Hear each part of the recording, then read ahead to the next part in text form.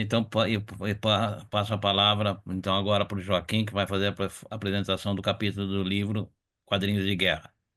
Joaquim, você tem a palavra. Opa, muito obrigado, Valdomiro. Obrigado pela apresentação, obrigado pela presença de todos. Vamos então iniciar. Posso dar o share aqui com a tela? Por mim, pode. Perfeito, pessoal. Obrigado pela presença. Então, a gente tem hoje o capítulo War Comics do Routledge, né, do livro da Routledge, de estudos sobre quadrinhos. E é desse autor, Leonardo Rifas.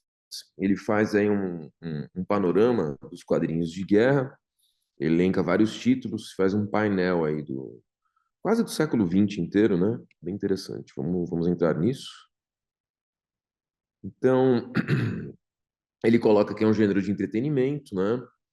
Essas histórias baseadas em conflitos reais e que estão sendo narradas de uma maneira que os jovens se divirtam, pelo menos inicialmente, né? Mas sem inicialmente fazer assim, grandes críticas à ideia de recrutamento militar.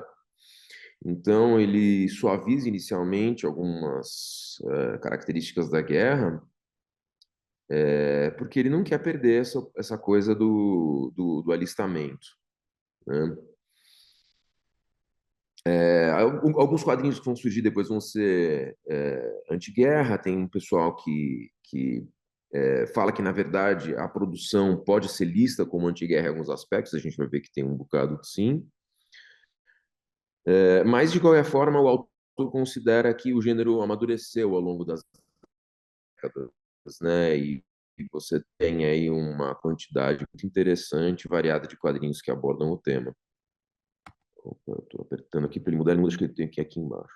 Pronto. Aí ele começa a elencar dois grandes centros de produção de quadrinhos de guerra.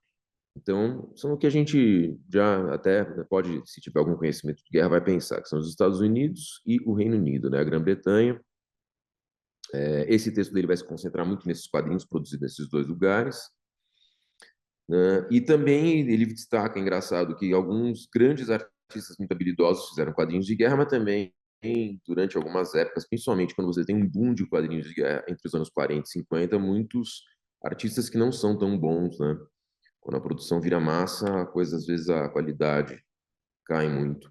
Mas, de qualquer forma, a imagem dos Estados Unidos como uma superpotência nuclear, que tem bases militares, principalmente depois da Segunda Guerra Mundial, né, espalhadas pelo mundo, quando o mundo se divide durante a Guerra Fria, e eles estabelecem o mundo que a gente vive hoje em dia, né, esse mundo contemporâneo com acordos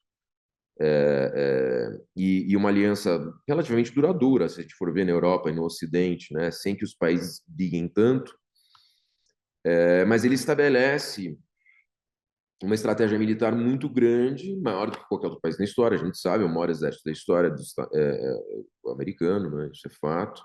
E os quadrinhos entram nessa, de acordo com o autor, né?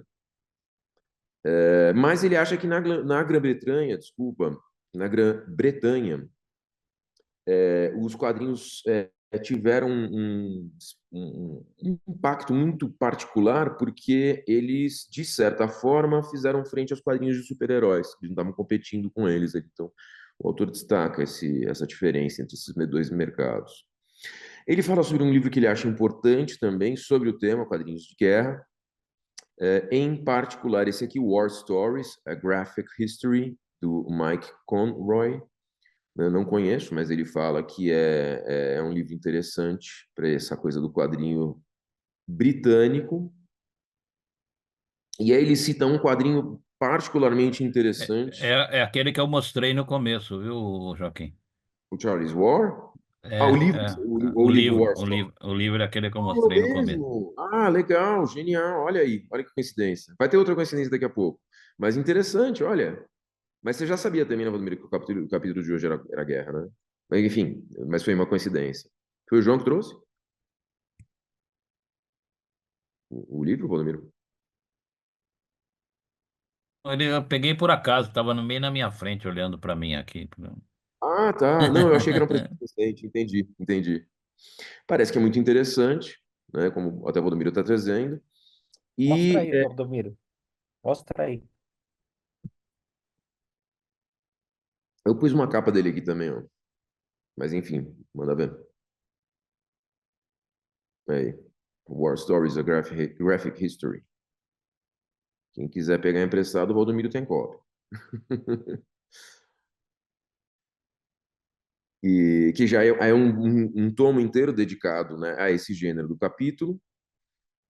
E aí ele fala da importância do Charles War, que é uma história serializada da Primeira Guerra Mundial, que foi escrita pelo Pat Mills e desenhada pelo Joe Colquhoun, não sei se é assim que pronuncia, Colquhoun, não sei. Que é uma história muito grande, eu não conheço tão bem, eu estou começando a dar uma lida agora, porque vou fazer uma apresentação nas jornadas sobre quadrinhos e guerra, e eu comprei um volume, estava baratinho também, e o Charles Ward, acho que tem mais de 1000 páginas, se não me engano, é bastante coisa. E o Pat Mills foi publicado no Brasil, tem pouca coisa dele, ele fez bastante coisa na Inglaterra.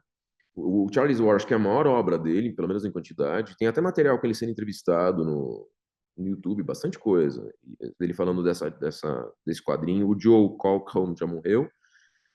E ele publicou no Brasil duas obras que eu lembro agora, talvez tenha mais coisa. Uma foi a Era Metalzoica, que é uma graphic novel que saiu nos anos 80 pela editora Abril, e aquele Martial Law, que é um caçador de heróis, também teve uma minissérie publicada, Hot Comics, pela Abril, entre o final dos anos 80 e o começo dos anos 90.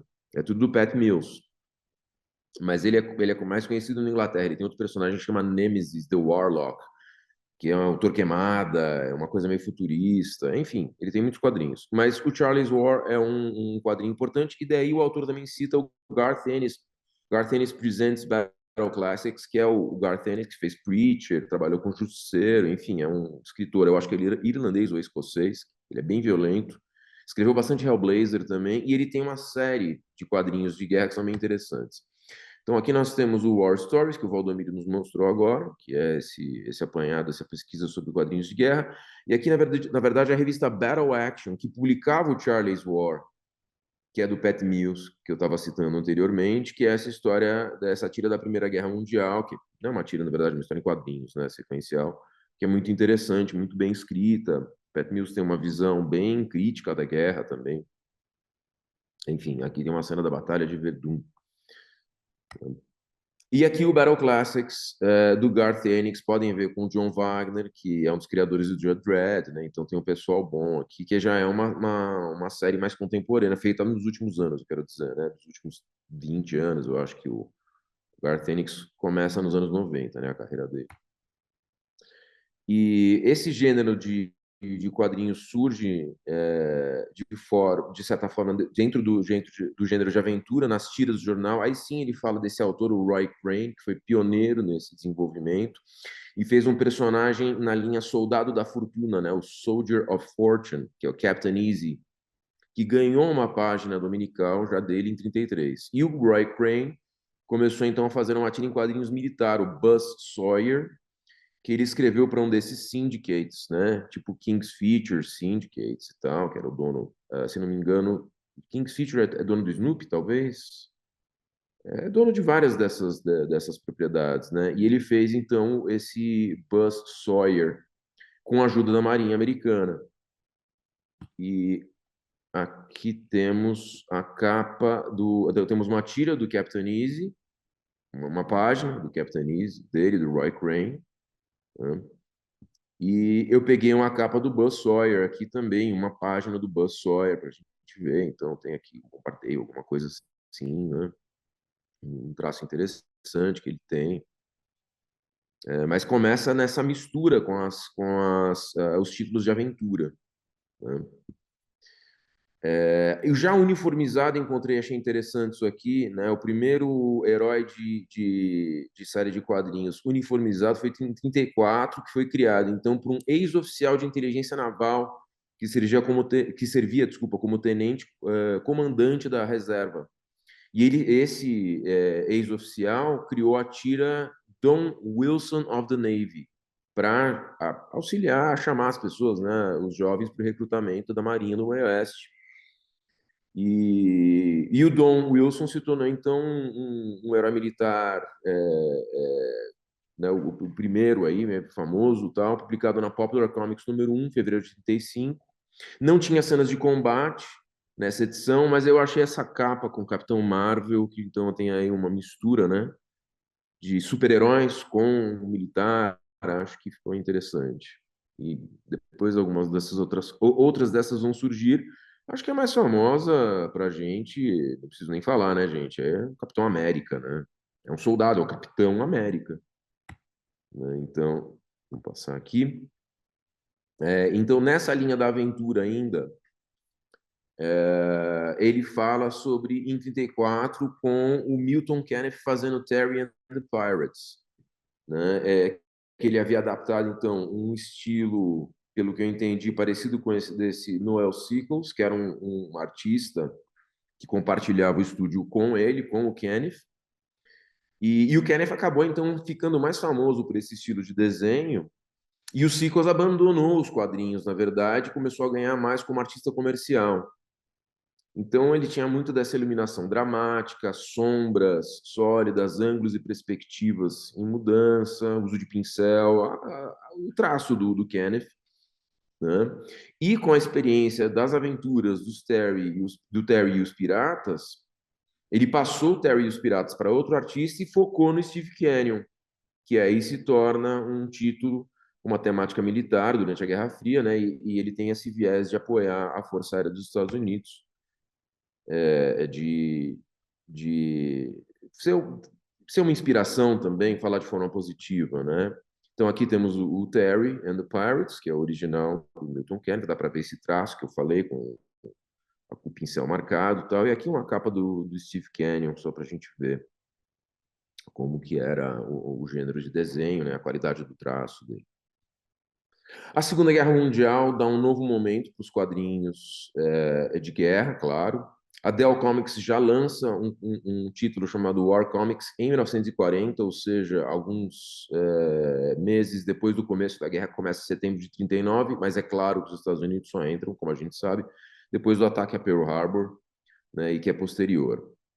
Então, o primeiro número traz umas histórias sobre Scoop Manson, que é uma espécie de repórter, né? Tem alguns elementos humorísticos e, interessantemente, inicialmente ela apresentava os americanos ajudando a Finlândia, porque a Finlândia tem a fronteira com os russos, eles tiveram algumas batalhas ali antes da aliança Estados Unidos e União Soviética.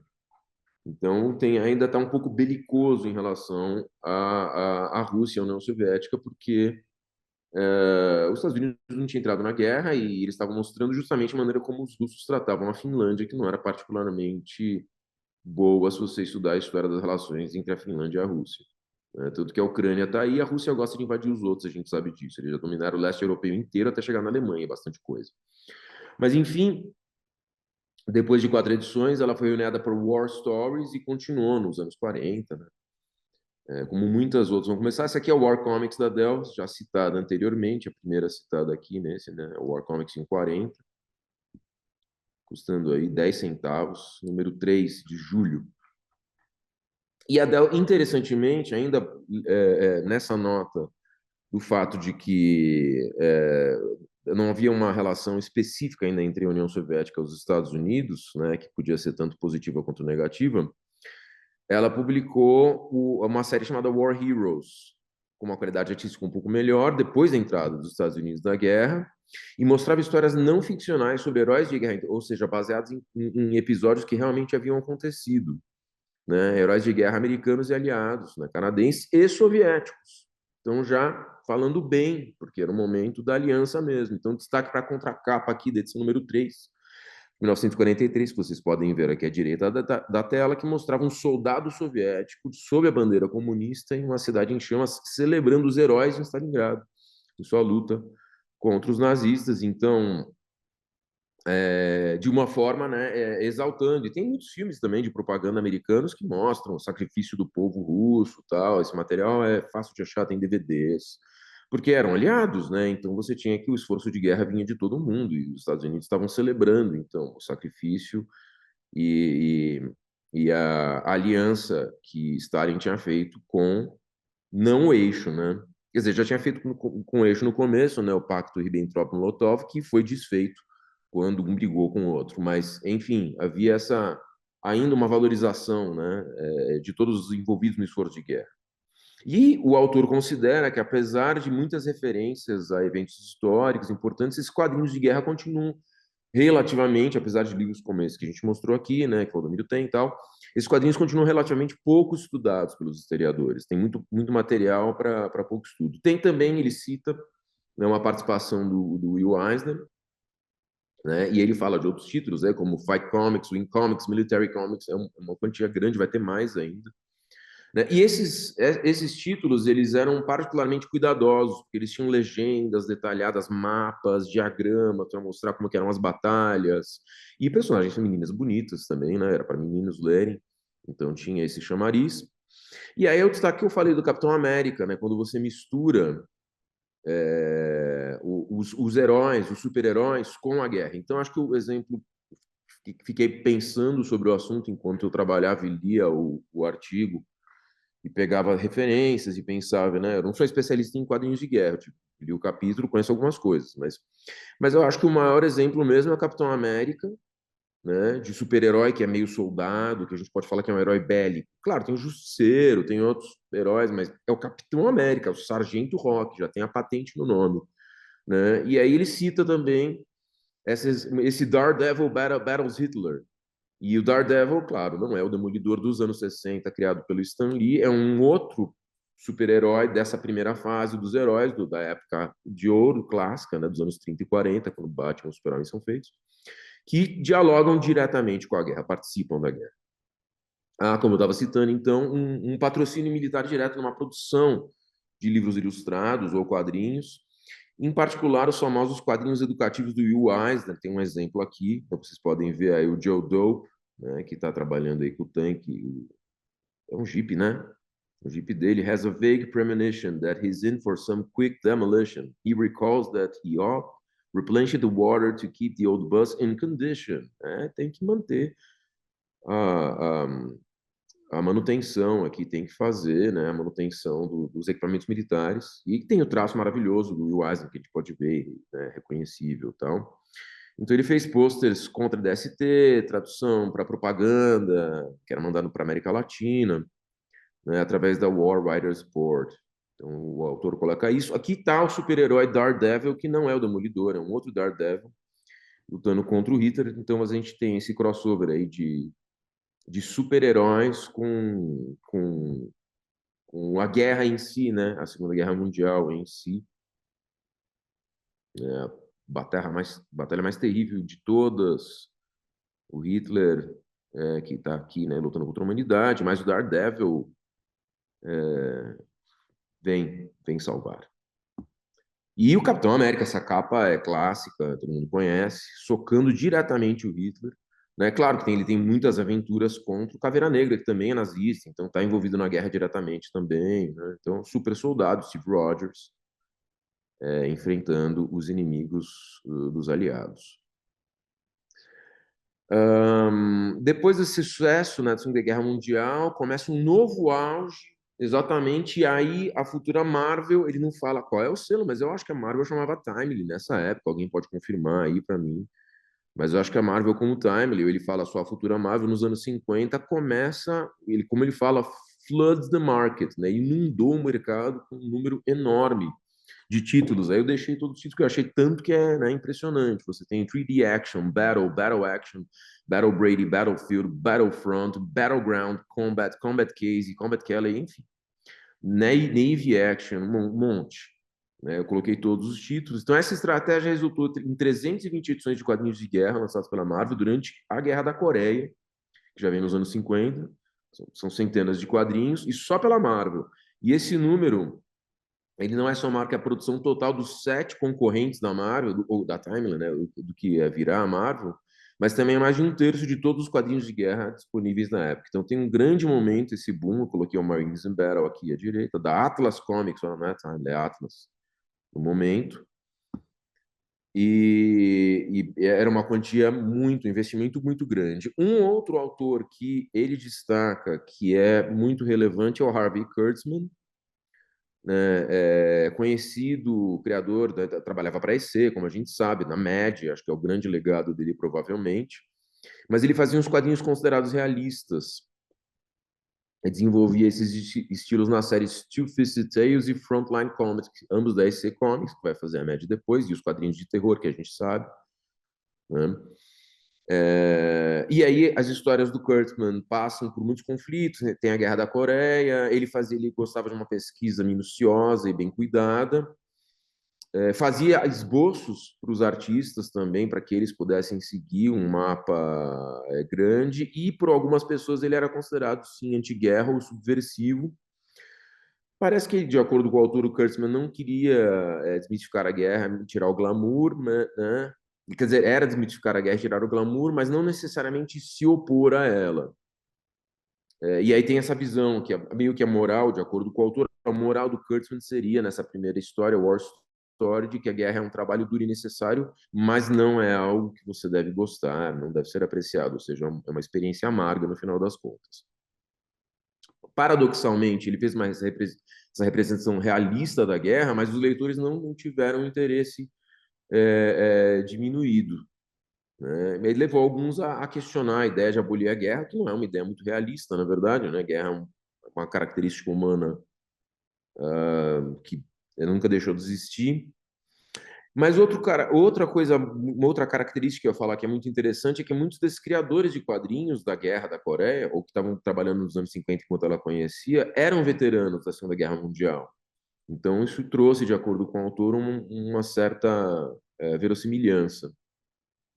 E ele também, de certa forma, tinha uma preocupação com a guerra nuclear, né? Então, a exaltação da vitória militar, de acordo com ele, é vista como perigosa, que é uma coisa que vai continuar nos quadrinhos anti-guerra também, depois, o antimilitarismo.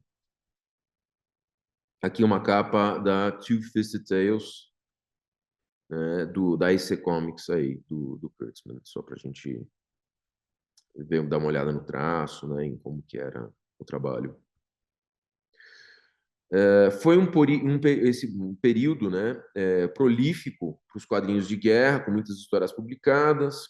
Tinha essa ideia de que o combate podia ser um rito de passagem para a masculinidade, e muitas histórias, claro, eram um pouco maniqueístas, né? O triunfo do bem sobre o mal, a guerra tem muito disso.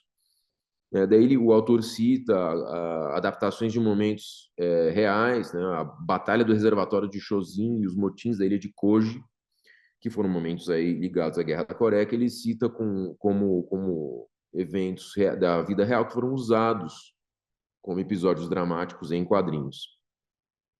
E ele fala sobre alguns quadrinhos humorísticos sobre a vida militar, Sad Sack, um exemplo. E aí ele entra um pouco na variedade. Eu achei bem interessante isso, né? De quadrinhos que já começam, de guerra, começam a surgir nesse momento. Então, Korea My Home, que parece ser, não li também, mas peguei uma foto para ver o que é, me parece uma coisa um pouco mais familiar, um pouco mais sobre as relações humanas, até histórias românticas, G.I. Sweethearts é o nome do quadrinho, narrativas de espionagem, títulos Spy Fighters, e relatos sobre heróis militares que existiram de verdade, como, sei lá, Audie Murphy, por exemplo, né, que foi ator, foi soldado, condecorado, que eram publicados nessa revista New Heroic Comics. E aqui temos Sad Sack, que é um quadrinho de humor, de guerra. Senti falta, então, dele citar o Recruta Zero, não sei se é por alguma... Não está citado no artigo, não sei por quê, não sei, fiquei pensando talvez porque o Recruta Zero não tem muito da guerra em si, é mais a vida no quartel, né? E o Cuca, o Sargento Tainha, o Dentinho, né? Enfim, mas o Setsec aqui também me parece ser no quartel, né? Então, mas não conheço o título, né, gente? Não posso fazer afirmações. Aqui o G.I. Sweethearts, que é então, né, o namoro entre os soldados, né, uma coisa assim. Os soldados e a vida romântica deles, pelo menos assim. Pelo menos isso, né? E aqui o Korea My Home, que eu falei que me pareceu ser uma coisa um pouco mais dramática, parece que é do ponto de vista do próprio coreano, né? Pelo menos essa página que eu peguei, né, gente? Mas a gente já vê aqui uma coisa que tem para esse, talvez, o drama humano. Mas a variedade de quadrinhos, como a gente pode ver, acho que o autor quer passar um pouco disso, já está até que bastante estabelecida, já está até que bastante estabelecida nesse momento.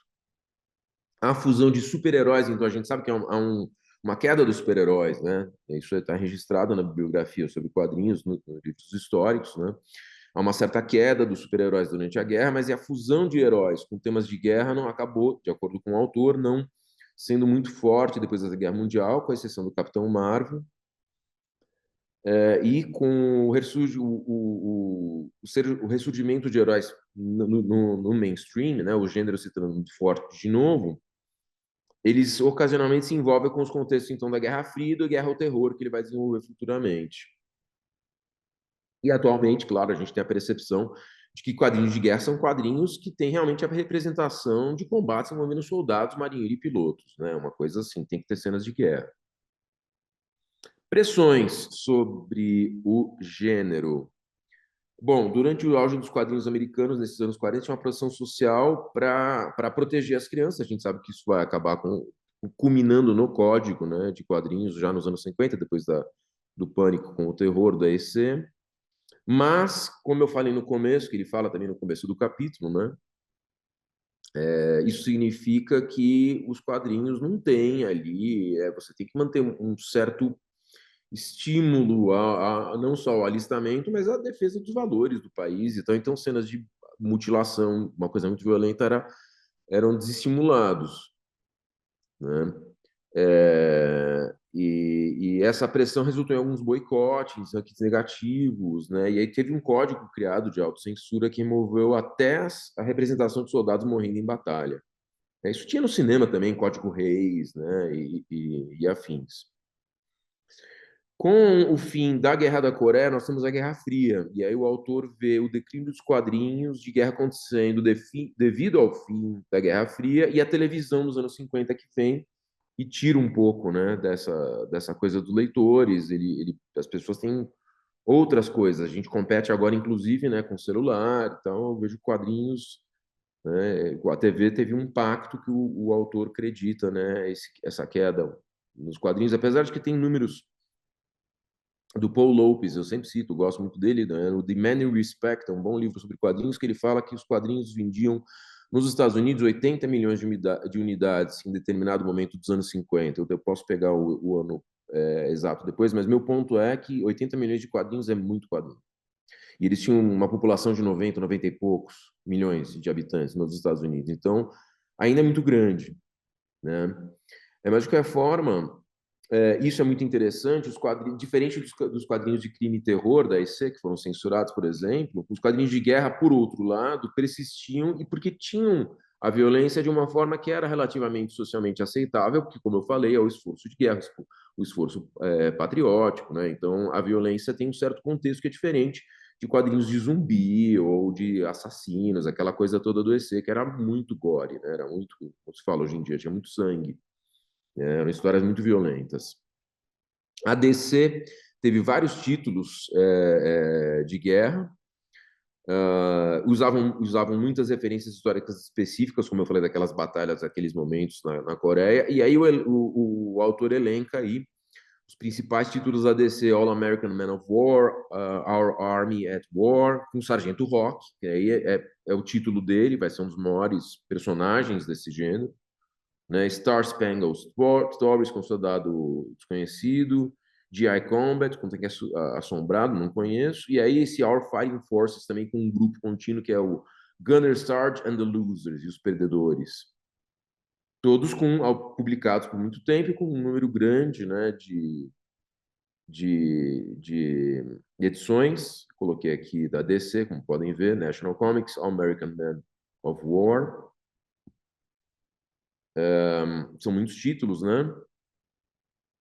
Tem uma coisa também interessante que, diferente dos quadrinhos de guerra britânicos e americanos da Coreia, né, que tinham personagens que eram descartáveis, os quadrinhos de guerra americanos, como o Sergeant Rock, criaram protagonistas duradouros, né, que duraram muito tempo. Então, como eu falei, o Sergeant Rock da DC, criado pelo Bob Kanigher, acho que é isso, Kanigher, e o Joe Kubert, foi um dos personagens mais famosos desse. E, curiosamente, nas histórias dele, a participação da União Soviética é muito ignorada, porque ele tinha um foco narrativo muito voltado para o grupo dele. Acho que é a Easy Company, não tenho certeza se o nome é esse, mas eu acho que é esse, e então eles não têm muita participação da Rússia, né? Apesar do Sergeant Rock ter uma carreira como personagem longa e tal, ele tem alguns autores que interpretam ele como promotor de uma forte mensagem anti-guerra. O Kubert reforçou essa ideia, colocando um lema em algumas histórias, Make War No More, no final das histórias, já no período do Vietnã. Então, o Sergeant Rock tem uma coisa um pouco dúbia, como eu falei no começo, né? O que o autor fala é que algumas histórias são, na verdade, anti-guerra, algumas dessas. Se você for avaliar o que foi feito mesmo, alguns fazem críticas à guerra, né? Apesar de que a visão geral é de que um pouco daquilo que eu falei também, a oposição à guerra por si, não que não seja uma posição interessante, válida, mas como é vista como uma noção ingênua, viável só para quem que já confia na produção da civilização, né? Se você está protegido, você pode protestar contra a guerra, mas, enfim, nas relações humanas é um fenômeno constante, conflitos entre civilizações. Aqui a capa do Sargento do... Na verdade, a Our Army at War, que é a revista, né? Com Sergeant Rockers, número 220. A Soldier or Savage, com traço do Joe Kubert.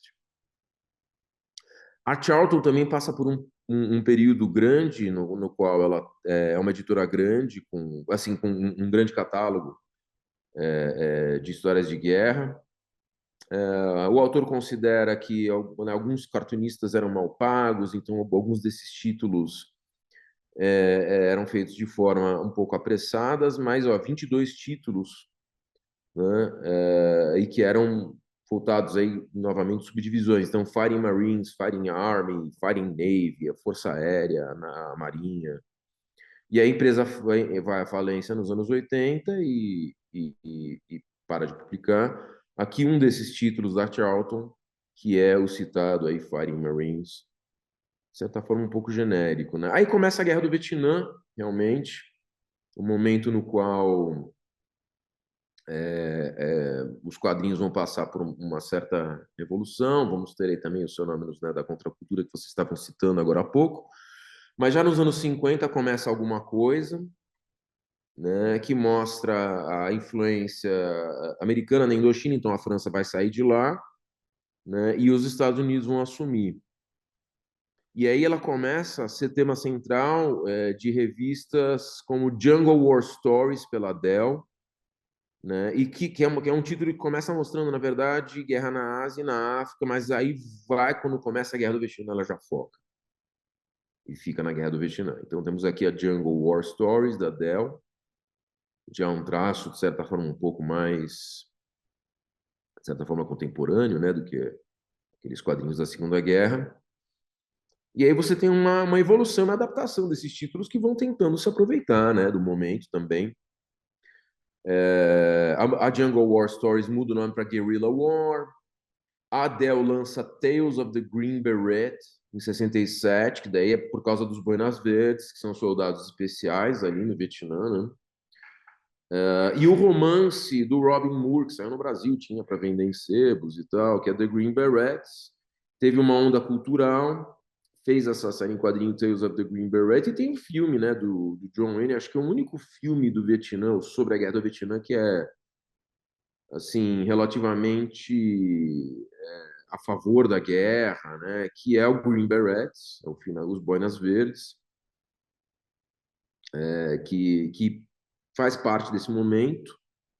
E aí, uma tentativa com o super-herói, a editora Lightning Comic publicou a série Todd Holton Super Green Beret, que daí você volta para a combinação, né, de super-herói como Capitão América e tal, com heróis. Super-herói com herói. E aqui temos o livro do Robin Moore e o Todd Holton, um super. Opa, desculpa. Super Boina Verde, um super-herói Boina Verde. E o livro, né, que é um livro realista, que inspira essa onda dos Boina Verdes, é o Tales of the Green Beret da Dell aqui, um exemplo dessa publicação. Tem uma revista chamada Blazing Combat, que não dá certo. Foi publicada fora do Comics Code, tentou trazer esses quadrinhos de guerra da EC de volta, roteiro do Archie Goodwin, né, que depois vai para a Marvel, tem uma longa carreira. E justamente a abordagem anti-guerra, histórias como Landscape, que criticava a guerra do Vietnã, as baixas civis, já começa essa coisa mais do protesto, levou à proibição da venda da revista em algumas bases militares, acho que todas em bases militares, e boicote, né? Aí o impacto de quadrinhos no recrutamento e censura na Charlton também já começam essas crises por causa do conteúdo. Então, a outra série de quadrinhos da Charlton, uma chamada The Lonely War of Weedy Schutz, publicada na Fighting Army, teria influenciado um recruta a se tornar, então, aquele objetor de consciência, né? Uma pessoa que decide não fazer parte da guerra, porque aquilo ofende os valores dela. A Charlton é culpada disso e acabou demitindo, então, o escritor da série. E porque isso entra, como eu falei, né, essa coisa de prejudicar o esforço de guerra e o recrutamento. Aqui estão, então, essas duas histórias, a Landscape, que é do Archie Goodwin, desculpa, aqui à esquerda, e a edição do Fighting Army, com a tal da história The Lonely War of Captain Willie Schutz, que supostamente levou essa pessoa a se tornar alguém que né, o objetor consciente, ele não aceita, ele é convocado para uma guerra, mas não vai, se recusa aí e usa essa justificativa.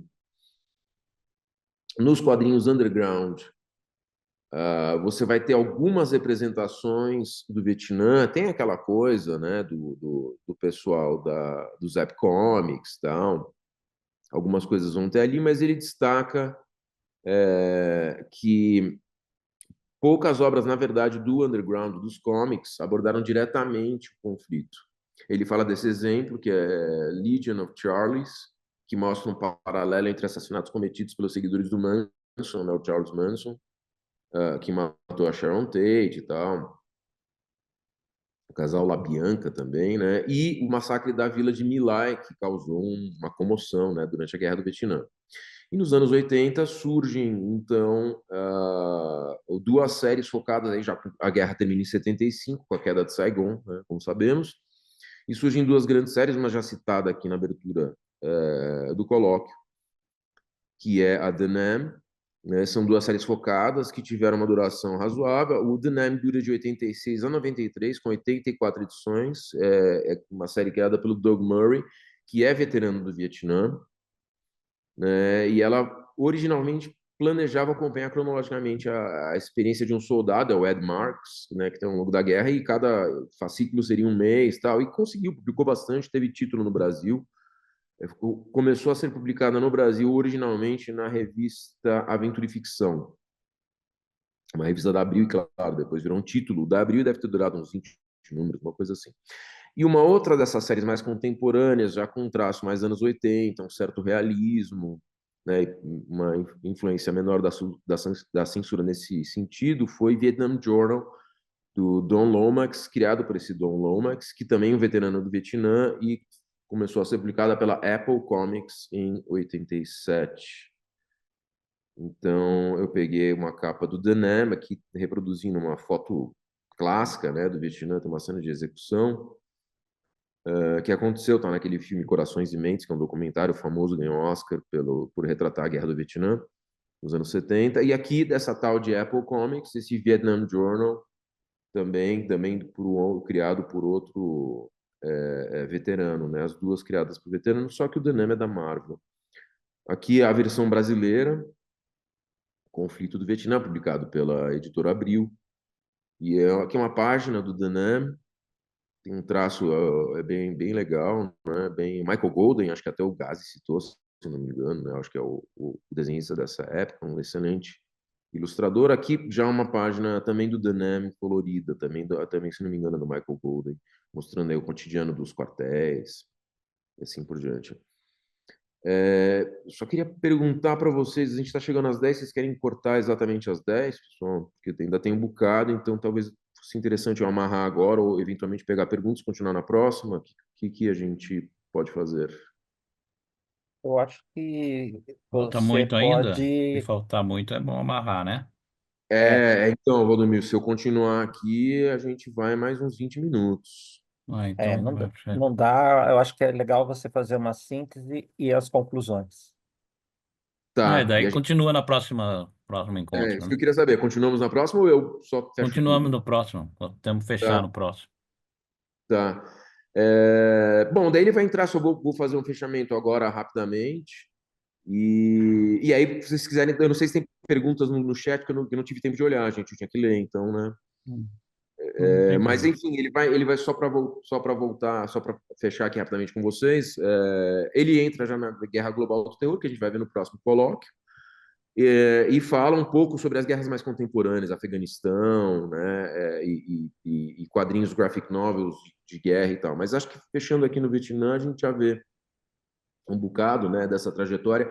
Principalmente eu falaria assim, para trazer o que eu acho que é mais interessante, foi essa mudança realmente do Vietnã para do Vietnã, não, desculpa, dos quadrinhos mais clássicos de guerra, muito preocupados com o esforço de guerra, para os quadrinhos que são voltados para convocação, que são os primeiros, né, e para os quadrinhos mais críticos que nós temos já com a chegada do Vietnã.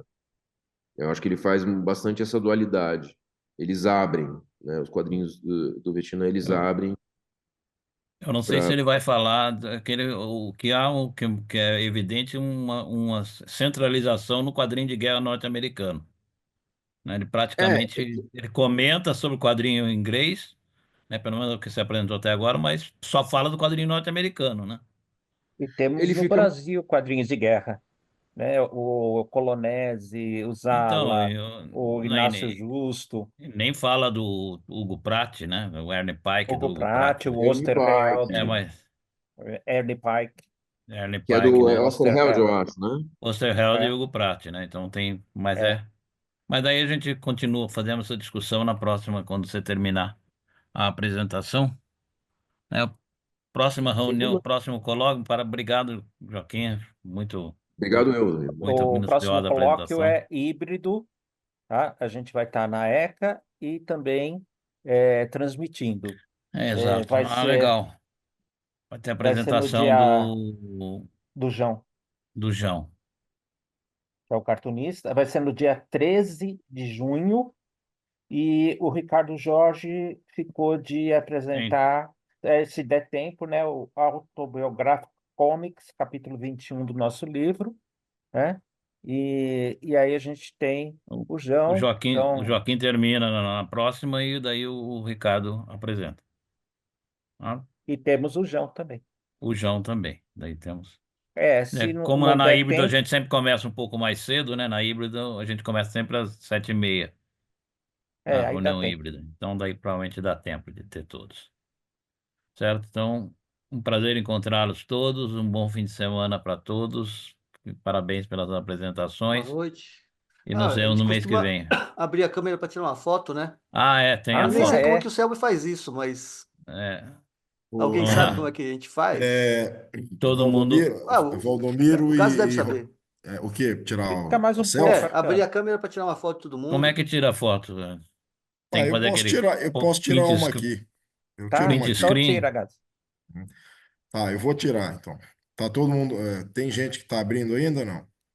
Vai assim, vai agora então? Olha lá, Tá o abrindo, Áureo tá abrindo. abriu. Valdomiro, Roberto, a próxima reunião vai cair no último dia da aspas também. Eu vou estar lá com eles, mas tendo horário eu entro, tá? A gente Perfeito. vai estar em Leopoldina, Opa, apresentando também trabalhos sobre arte sequencial, quadrinhos, etc. Tá? Aspas. Bom, tudo pronto? Tudo pronto. Vai lá. Tudo com cara de paisagem. Peraí, peraí.